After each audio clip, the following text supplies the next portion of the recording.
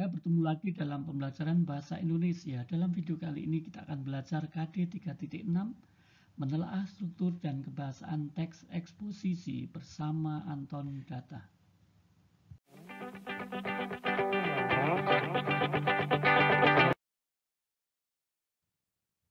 Adapun tujuan pembelajaran kali ini yaitu setelah pembelajaran peserta didik diharapkan dapat 1. Mengidentifikasi struktur teks eksposisi dan 2. Mengidentifikasi ciri kebahasaan teks eksposisi. Nah, anak-anak, kita langsung saja berbicara tentang struktur teks eksposisi. Bagaimanakah struktur teks eksposisi? Perhatikan bagan berikut ini. Nah, di sini kalian bisa lihat sebuah bagan. Di situ ada tertera bagian-bagiannya terdiri dari judul, tesis, argumentasi, dan simpulan.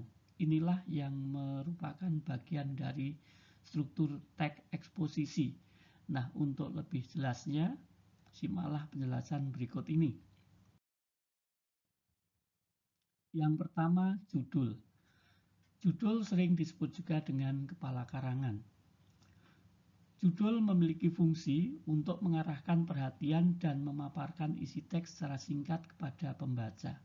Berikut beberapa contoh judul untuk teks eksposisi. Yang pertama, manfaat minum air putih tiap hari. Kedua, mencegah kecanduan gawe pada anak. Dan 3. Mengubah kebiasaan buruk. Dengan mencermati judul-judul tersebut, tentu kalian sudah punya gambaran apa isi dari masing-masing teks dengan judul tersebut. Bagian kedua disebut tesis atau pembukaan. Bagian ini berisi paparan pernyataan atau gagasan penulis sesuai dengan topik yang dibahas. Contoh tesis. Salah satu hal yang paling fundamental dalam menjaga kesehatan tubuh adalah meminum air putih, sebab banyak manfaat yang diperoleh untuk tubuh. Meminum air putih sanggup membersihkan segala bentuk toksin dari tubuh, serta memberikan nutrisi penting ke dalam sel-sel tubuh. Dengan begini, pencernaan terbantu dan tubuh terjaga dari dehidrasi. Nah, kalian bisa perhatikan kalimat yang Bapak cetak merah itu, di situ berisi pernyataan yang berupa pendapat penulis yang menyatakan bahwa meminum air putih itu memiliki banyak manfaat bagi tubuh.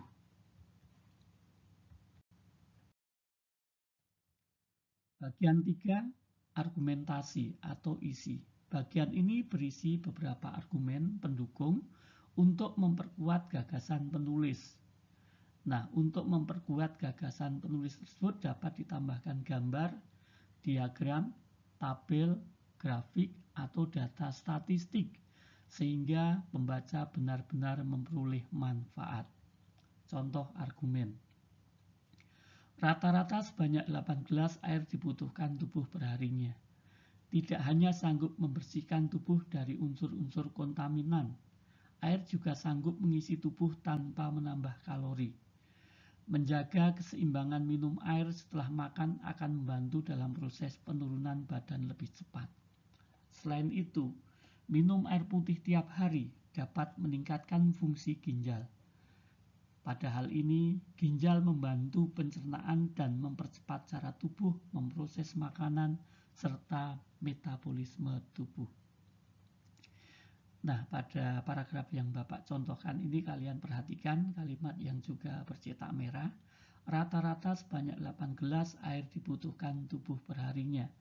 Ini contoh ya, ditampilkan data yang berupa angka ya, menyatakan jumlah seberapa banyak air putih yang harus kita biasakan untuk diminum setiap harinya. Ya, di sini disebut 8 gelas. Kemudian dijelaskan manfaat dari air putih tersebut bagi tubuh, diantaranya misalnya bisa membersihkan kontaminan, bisa juga untuk mengisi tubuh tanpa menambah kalori, bahkan membantu mereka yang ingin menurunkan berat badan, serta air putih dikatakan bisa meningkatkan fungsi ginjal. Bagian keempat disebut dengan simpulan atau penutup. Bagian ini berisi paparan atau penegasan ulang dari inti sari teks. Contoh simpulan. Membuat target minum air putih sebanyak 8 gelas setiap hari secara rutin adalah sebuah keharusan, sebab banyak manfaat yang terkandung di dalamnya. Selalu bawa air saat mengendarai mobil, menonton televisi, meringkuk dengan buku, atau duduk di luar bersama rekan atau kerabat. Dengan begitu, air putih akan terasa banyak manfaatnya di dalam hidup. Nah, bagian ini berisi penegasan ulang, ya, betapa bermanfaatnya air bagi tubuh, sehingga kita harus membiasakan diri untuk minum air sebanyak 8 gelas setiap hari. Hal itu dipertegas dengan kalimat yang bercetak merah ini ya anak-anak.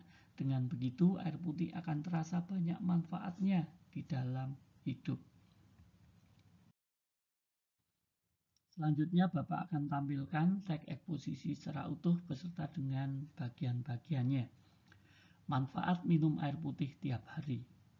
Salah satu hal yang paling fundamental dalam menjaga kesehatan tubuh adalah meminum air putih, sebab banyak manfaat yang diperoleh untuk tubuh. Meminum air putih sanggup membersihkan segala bentuk toksin dari tubuh, serta memberikan nutrisi penting ke dalam sel-sel tubuh.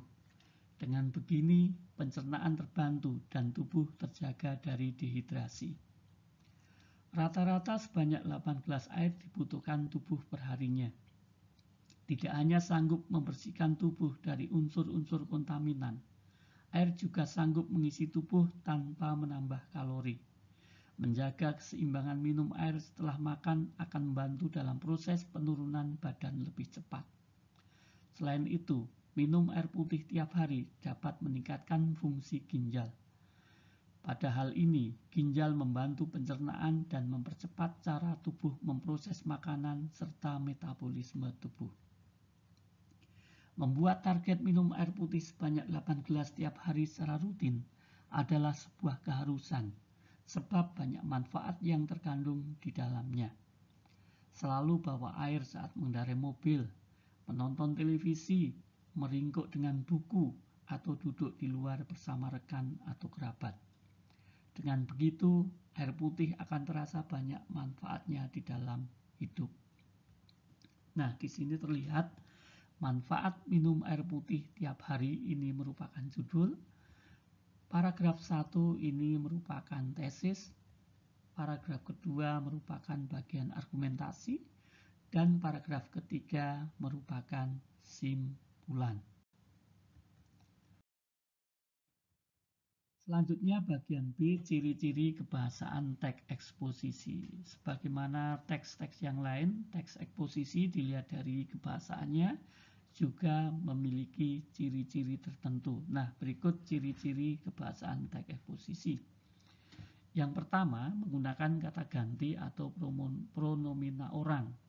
Pertama, tunggal atau jamak, seperti saya, kami, kita.